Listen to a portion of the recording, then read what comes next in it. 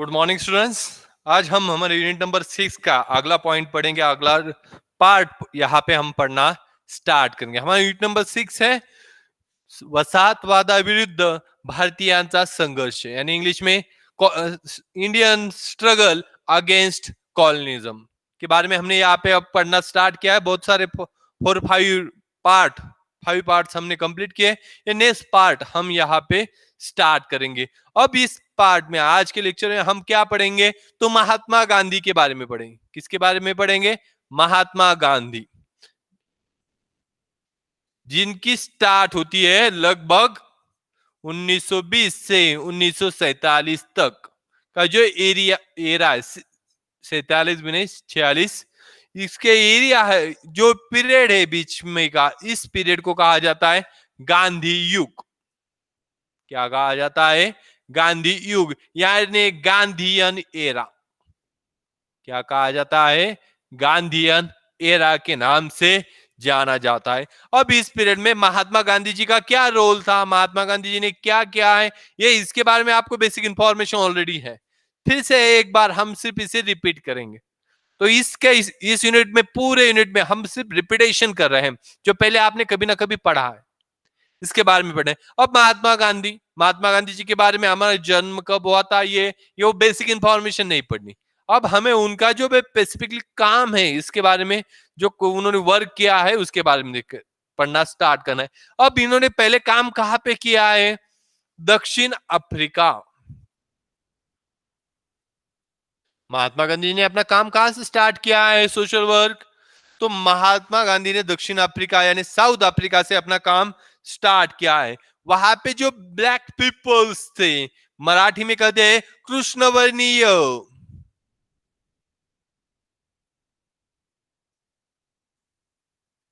उन्हें क्या कहते थे अफ्रीका में? Black peoples, white peoples and black peoples. South Africa में ऐसे पीपल्स डिवाइडेड थे। वैसे ही वहां पे जो उनको मराठी में कहेंगे कृष्णवर्णीय यानी गौरवर्णीय।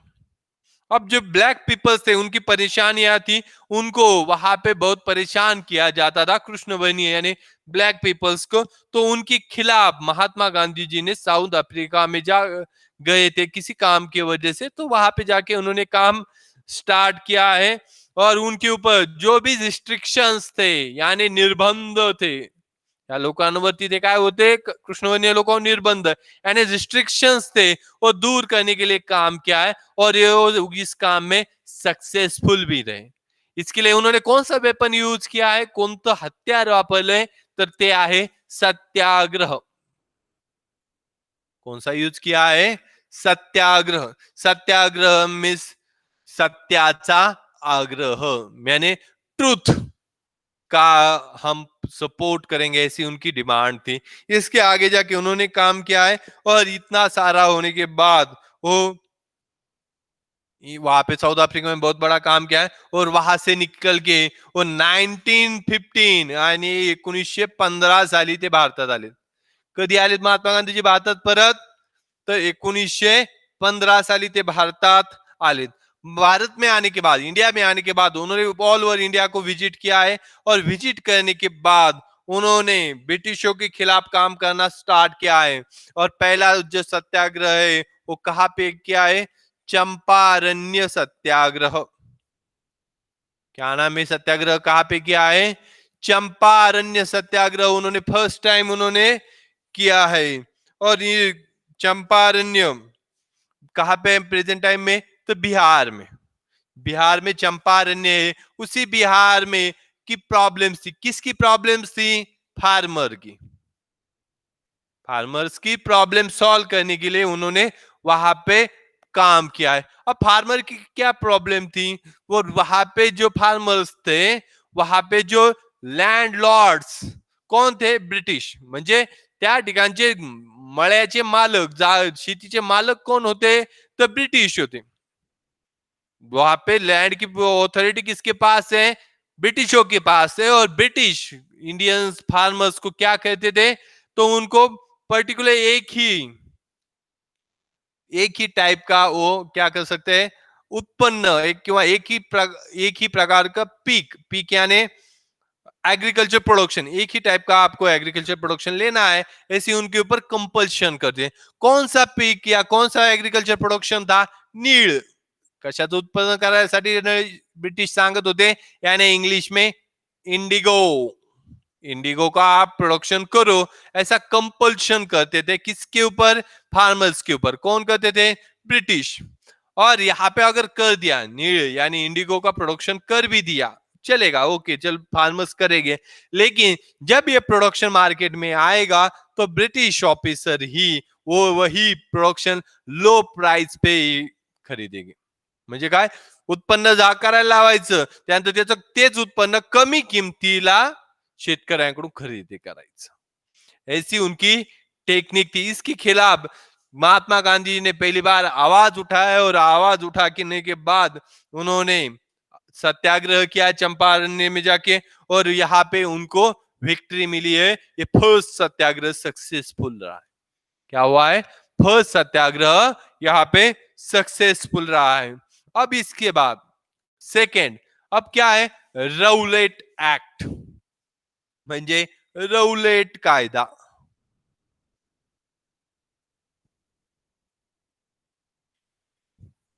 इसके बारे में हमें पढ़ना है. अब राउलेट एक्ट क्या है? तो ब्रिटिशों ने इंडियंस को ज्यादा से ज्यादा सरप्रेस करने के लिए, प्रेशराइज करने के लिए, म्हणजे भारतीयांना जास्तीत जास्त निर्बंधात ठेवण्यासाठी त्यांनी एक कायदा केला होता. रौलट या अधिकाऱ्याच्या मार्फत किंवा त्याच्या अध्यक्षाखाली एक समिती नेमून त्या समितीने हा कायदा बनवला, म्हणून या कायद्याला म्हणायचं राउलेट कायदा. कब आया था ये कायदा, या कायदा यानी एक्ट? 1990 म्हणजे 1919 साली. लक्षात ठेवायला सोपं आहे. 1919 साली कायदा कोणता? राउलेट कायदा आलेला आहे. आणि 1919 साली या कायद्याला विरोध करण्याचं काम आल्यानंतर भारतीयांनी चालू किया. इसको अपोज करना स्टार्ट किया है इंडियंस ने. और इसमें क्या क्या था इस एक्ट में? तो इस एक्ट में था कि किसी भी इंडियन को बिना पूछताछ किए जेल में डाला जा सकता है. म्हणजे कोणाची चौकशी न करता भारतीयाला जेलमध्ये टाकण्याचा अधिकार देण्यात आला होता. ओके. अगर किसी के ऊपर पूछताछ भी नहीं की, चौकशी पण केली नाही, फिर भी अगर उसके ऊपर केस भी डाला जा सकता है, केस भी लड़ा जा सकता है, या उसके ऊपर केस डालने का काम किया है. और इसी के बीच में इसको अपोज करने के लिए 6 अप्रैल, कब? 6 अप्रैल 1919 में हड़ताल ऑर्गेनाइज किया था. क्या किया था? हड़ताल. मराठी में यही वर्ड है और इंग्लिश में भी यही वर्ड है, हड़ताल. हड़ताल यानी क्या?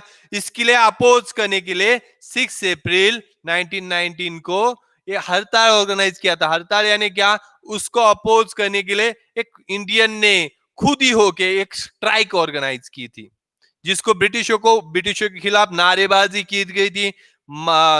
सेम टाइम प्रभात फेरिया मीन्स मार्च निकाले गए थे. ये सारा काम ऑल ओवर इंडिया में एक ही दिन में हुआ था. वो कब हुआ था? 6 अप्रैल 1919 के बाद ये सब हो रहा है. अब राउलेट एक्ट का और एक इम्पैक्ट हुआ है. क्या इम्पैक्ट हुआ है? जालियनवाला बाग हत्याकांड. क्या हुआ है? जालियनवाला बाग हत्याकांड.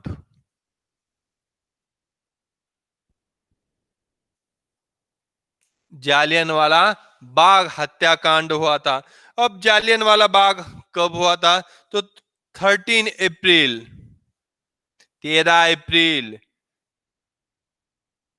1919 मीन 13 अप्रैल 1919 में जालियनवाला बाग इंसिडेंट हुआ था. अब इसके बारे में ऑलरेडी आपको पता है, फिर से एक बार शॉर्ट में बताता हूं. ये कब, इस दिन क्या था? तो बैसाखी थी. क्या थी? बैसाखी. ये जो हमारे सिख भाई होते हैं ना, उनका एक फेस्टिवल है. क्या है? बैसाखी. बैसाखी का फेस्टिवल था.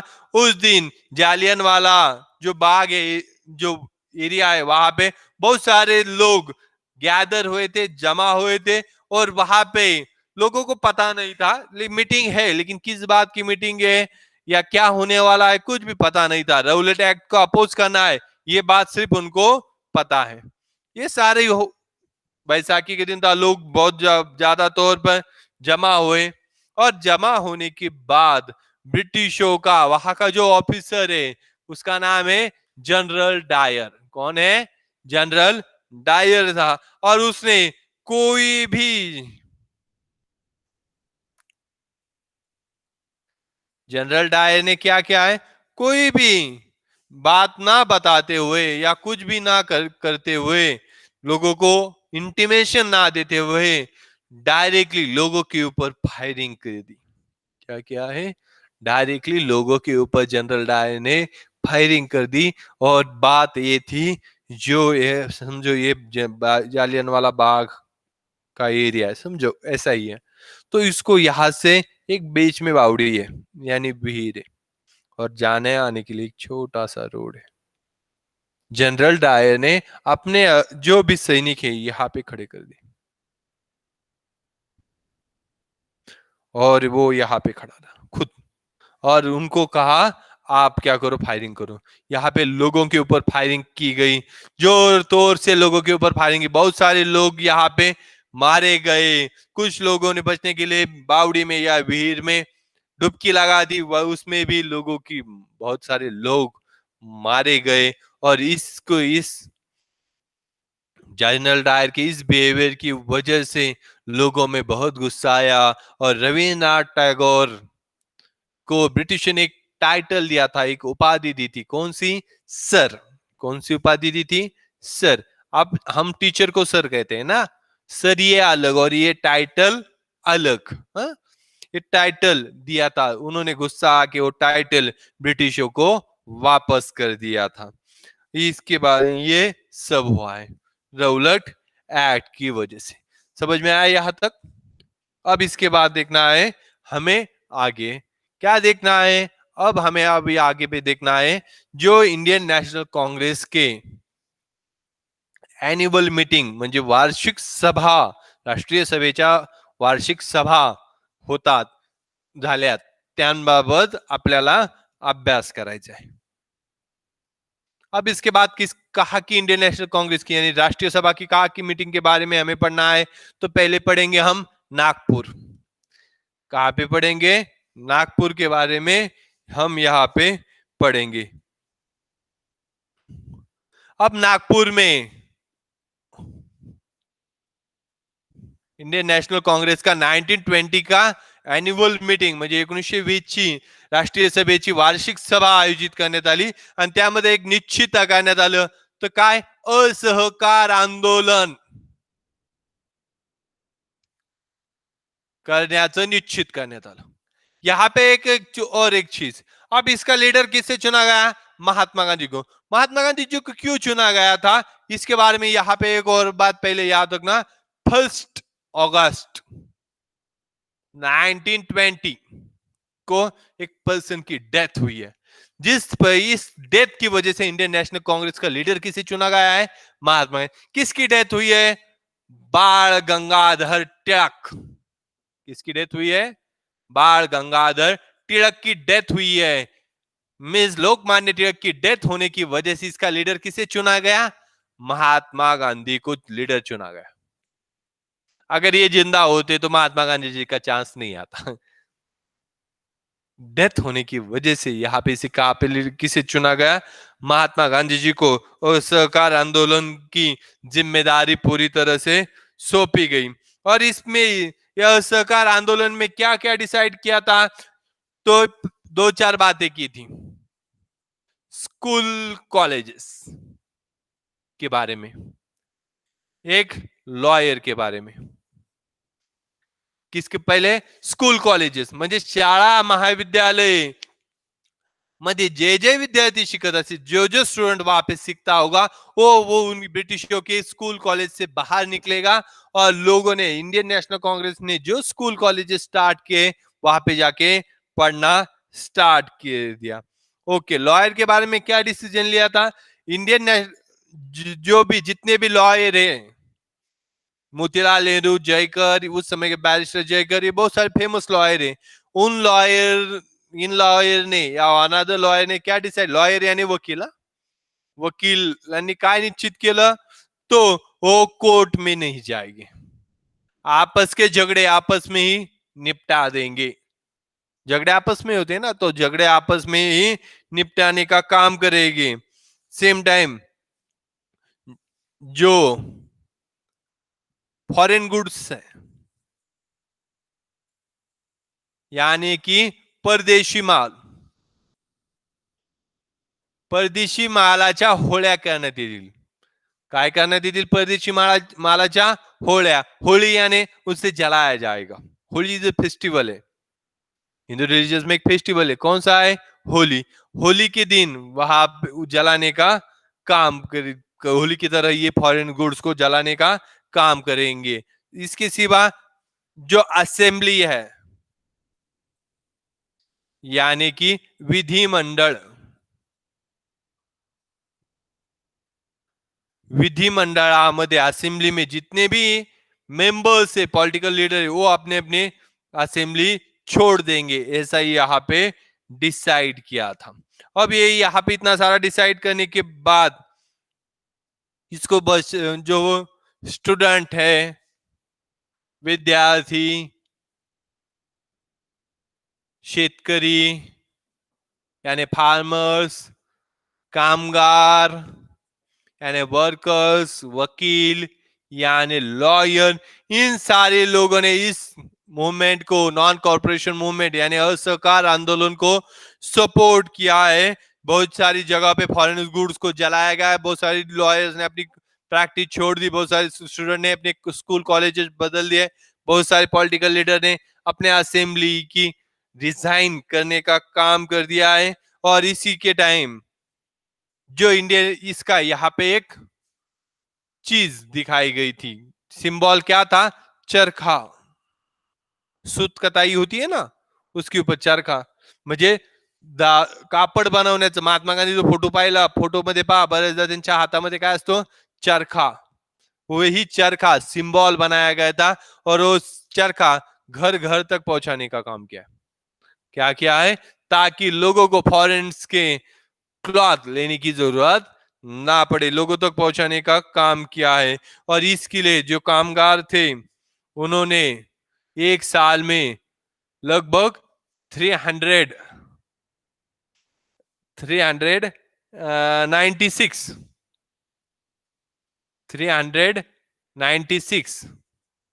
स्ट्राइक किए हैं, यानी कि संप,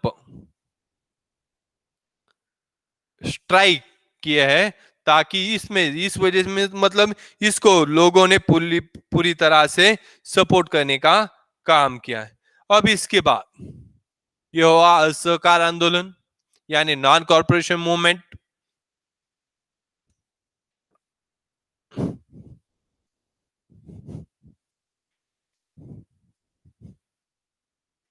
अब इसके बाद हमें आगे का एक पॉइंट पढ़ना है, जिसमें क्या है, तो कायदे भंग सत्याग्रह, क्या है, कायदे भंग सत्याग्रह, यानी कि जो लॉज बनाए थे, लॉ ब्रेक करने के लिए सत्याग्रह।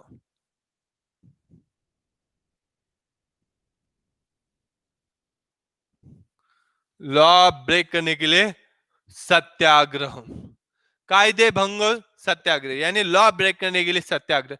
यहाँ पे ब्रिटिशों ने बहुत सारे ऐसे लॉज बनाए थे जिसको ब्रेक करना, यानी कायदे बनवले होते जिसको ब्रेक करने के लिए महात्मा गांधी ने सत्याग्रह स्टार्ट कर दिए थे। इसकी स्टार्ट कहां से हुई है, सॉल्ट सत्याग्रह, यानी मिठाचा सत्याग्रह करून महात्मा गांधींनी या सत्याग्रहाची सुरुवात केली।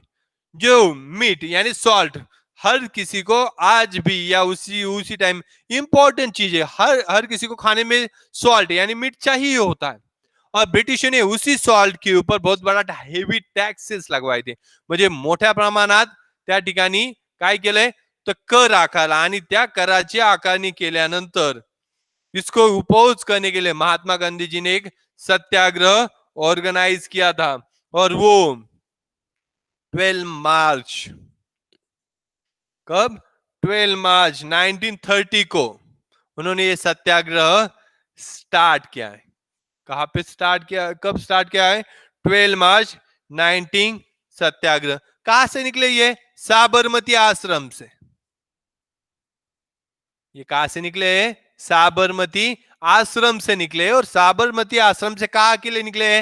दांडी के लिए। ये प्लेस कहां पे है?